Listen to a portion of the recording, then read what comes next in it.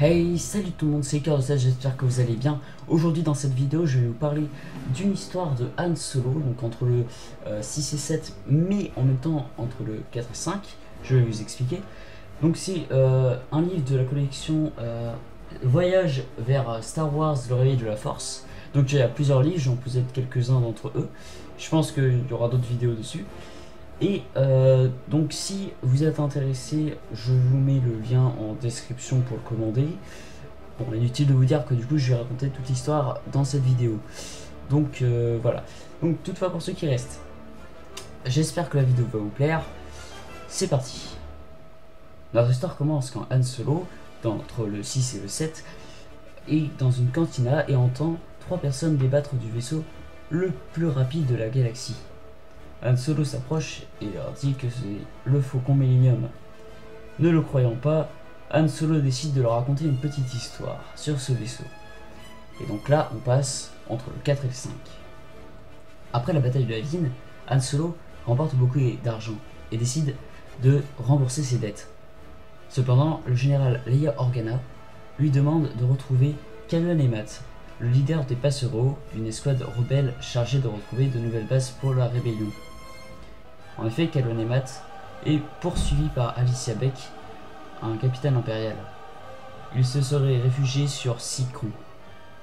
Après plusieurs hésitations, Han Solo et Chewbacca acceptèrent et partirent pour Sikron. Après avoir passé le blocus impérial, Han Solo et Chewbacca furent directement confrontés à des chasseurs de primes sur la planète qui voulaient récupérer l'argent que les deux leur devaient. Cependant, au même moment, Alicia Beck ainsi que plusieurs Stormtroopers arrivèrent. Le contrebandier arriva à duper le capitaine impérial et la fit se retourner contre les chasseurs de primes. Han Solo en profita pour s'enfuir. Han Solo et Chewbacca arrivèrent dans une cantina où ils demandèrent à une certaine Dahlia de les aider à retrouver Matt. Elle réussit à le localiser dans un hôtel de la planète pas très loin de la cantina. Han Solo partit à la rencontre de Kylo et Matt, tandis que Alicia Beck, elle, avait réussi à vaincre les chasseurs de primes et décida de les embaucher pour traquer Solo. Alicia Beck retrouva Dahlia et réussit à la faire parler.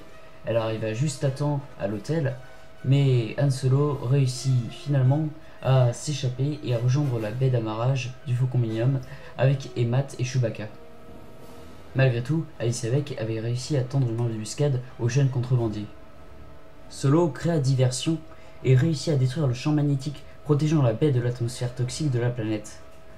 Dahlia, elle, assura leurs arrières en tirant à l'aide de son vaisseau, le Serendipité. Après avoir évité les chasseurs tailleux ainsi que le rayon tracteur du destroyer stellaire, le Véhément, en orbite de la planète, les deux vaisseaux parvinrent à s'échapper du système de Circon. À la fin de l'histoire, le trio comprit qu'ils avaient affaire à Han Solo en personne. Ils étaient justement chargés de le capturer. Mais Han Solo réussit à s'en débarrasser rapidement. Voilà, c'est tout pour la cavale du contrebandier. J'espère que cette histoire vous a plu. Si c'est le cas, n'hésitez pas à mettre un like. Tu peux rejoindre la rébellion en t'abonnant. Et moi, je vous dis à plus pour la prochaine vidéo. Et que la force soit avec vous. Bye tout le monde.